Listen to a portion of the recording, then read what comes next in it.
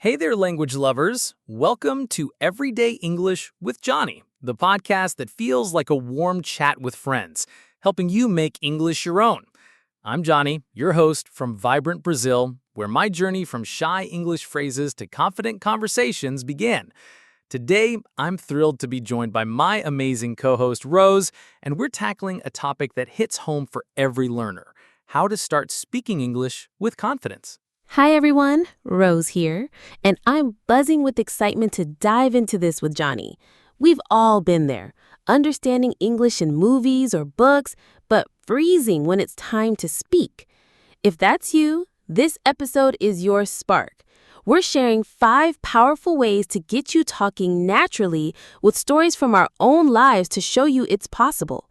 So grab a comfy seat, maybe a snack, and let's start this speaking adventure. Before we jump into the 5 ways, let's talk about why speaking English is such a big deal.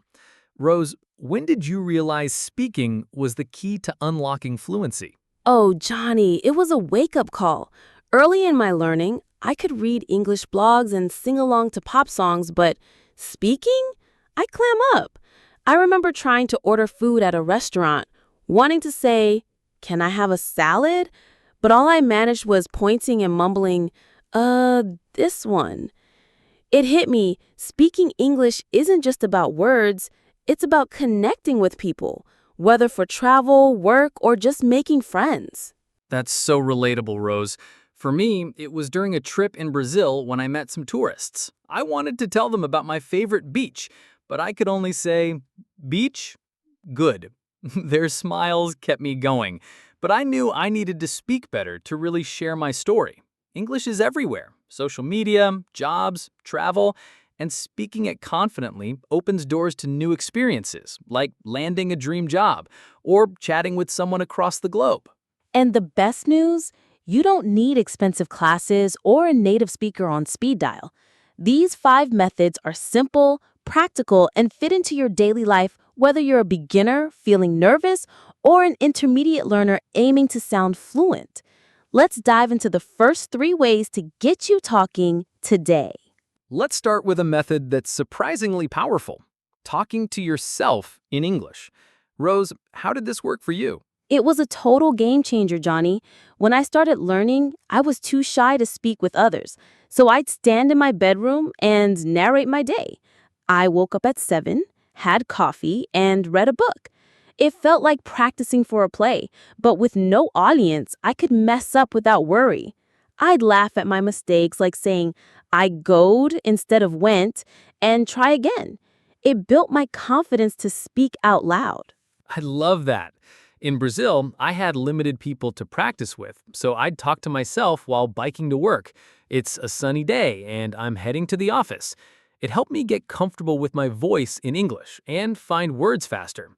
Start small. Describe what you're doing now. For example, I'm listening to a podcast. Try it. I'm listening to a podcast. Say it out loud.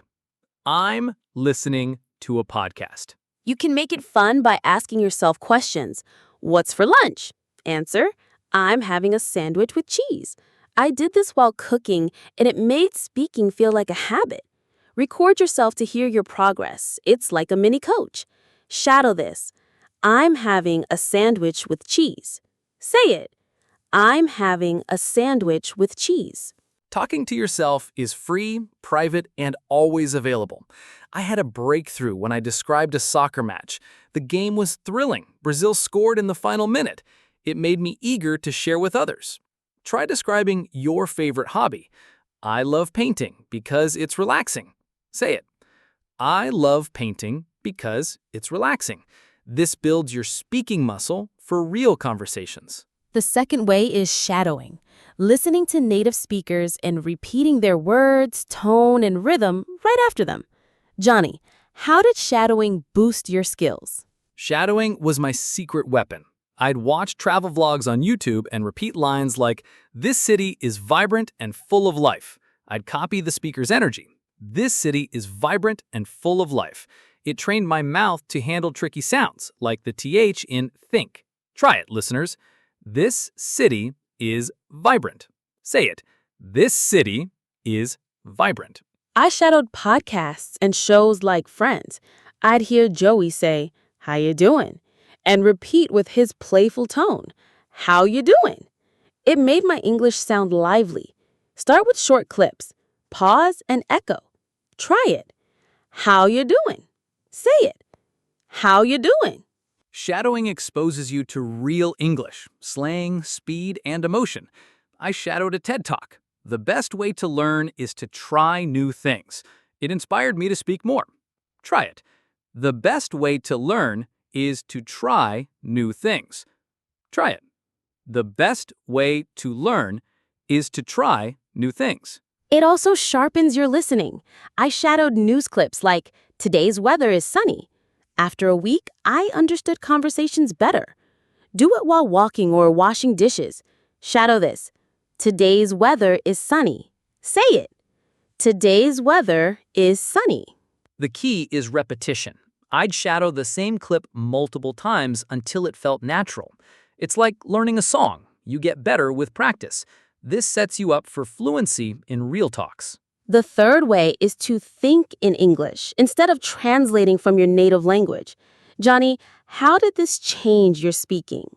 It was a mind shift, Rose. I used to think in Portuguese, like estou com fome, then translate to I am hungry, which slowed me down. I started thinking directly in English. I'm hungry. It made my responses quicker, like in a chat. What's for dinner? I want pizza. Try it. I'm hungry. Say it. I'm hungry. Same here. I describe things in my head. The chair is red and soft. It felt odd at first, but it trained my brain to work in English. Try it. The sky is clear today. Say it. The sky is clear today. Take it further by asking questions. What do I need to do today? Answer, I need to call a friend. I did this during walks, thinking the trees are tall and the air is fresh. It made conversations flow naturally. Try it. What do I need today? Say it. What do I need today? Thinking in English cuts hesitation. I narrated my morning. I'm brushing my teeth now. It became second nature and my speaking sped up. Shadow this. I'm thinking in English now. Say it. I'm thinking in English now. This method is powerful because it's internal. No one sees your practice. I saw results in weeks, responding faster in real chats. It's like rewiring your brain for English fluency. The fourth way to speak English confidently is using English chunks, those ready-made phrases native speakers use all the time, like, "How's it going?" or "I'm looking forward to it." These are like shortcuts to sounding natural. Johnny, how did chunks help you? Oh, Johnny, chunks were a lifesaver. Early on, I struggled to build sentences from scratch, especially under pressure. Then I started learning chunks for movies, like Long Time No See. When I met a friend after months, I said, "Long time no see," and they grinned. It felt so smooth. Try it, listeners. Long time no see. Say it. Long time no see. I love that. For me, chunks made conversations flow without overthinking. I learned "I'm on my way" when running late for work. Instead of piecing together words, I just say, "I'm on my way," and it sounded effortless. Try it. I'm on my way. Say it. I'm on my way. Chunks are phrases you hear often in real life, like catch you later for goodbye. I picked it up from a TV show and used it with a coworker. Catch you later. They loved it. Try it. Catch you later. Say it. Catch you later. You can find chunks everywhere. Movies, podcasts, or even social media. I learned "I'm sorry to hear that" for bad news.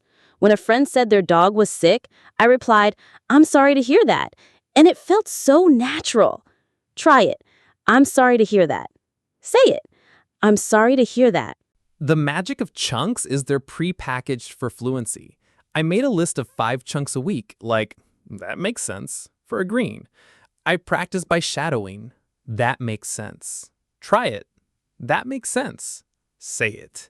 That makes sense. Using chunks helped me sound like a native without sweating over grammar. Exactly. Start by learning one chunk a day and using it in a sentence. It's like adding tools to your speaking toolbox. This method builds confidence fast because you're ready for common situations. Our fifth way is to create an English environment. Surround yourself with the language so it becomes part of your daily life. Rose, how did you make English a constant in your world? It was a game changer, Johnny. I started by changing my phone to English, so every notification said things like new message or low battery. It felt weird at first, but those words stuck in my head without studying. I also listened to English music like Taylor Swift's Shake It Off and sang along. I'm just gonna shake it off. Try it, listeners. I'm just gonna shake it off. Say it. I'm just gonna shake it off. That's awesome! In Brazil, I didn't have many native speakers around, so I created my own English bubble. I watched Stranger Things with subtitles and repeated lines like, "Friends don't lie." It taught me casual phrases. Try it. Friends don't lie. Say it. Friends don't lie. Reading in English helped me too.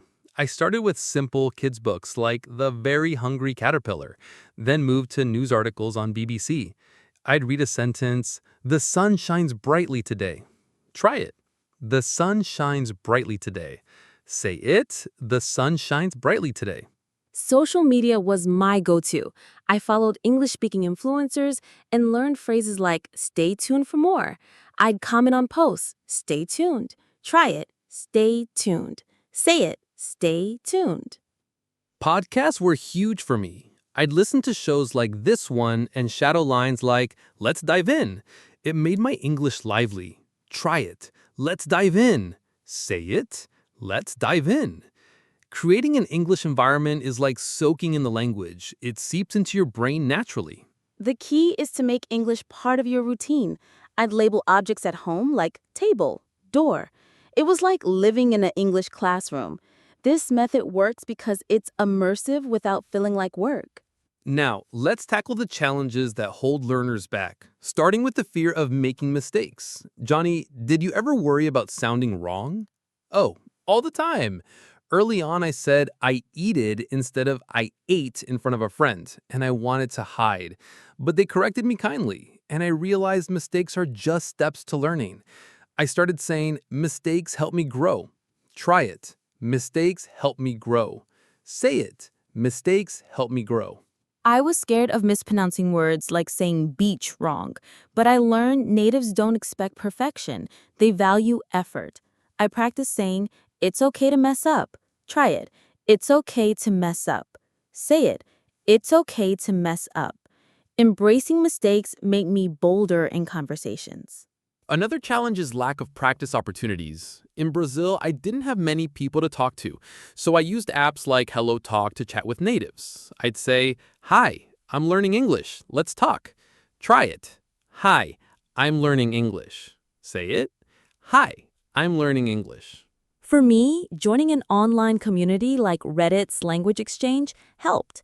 I'd practice phrases like, what's your favorite movie? And get feedback. Try it. What's your favorite movie? Say it. What's your favorite movie? Motivation can dip too. There were days I felt I'm not improving. I set small rewards, like a coffee after practicing, to stay excited. Try celebrating a win. I spoke English today. Say it. I spoke English today. Consistency is tough with a busy life. I made a routine, 5 minutes of shadowing before bed, saying, I'm practicing every day. It became a habit. Try it. I'm practicing every day. Say it. I'm practicing every day.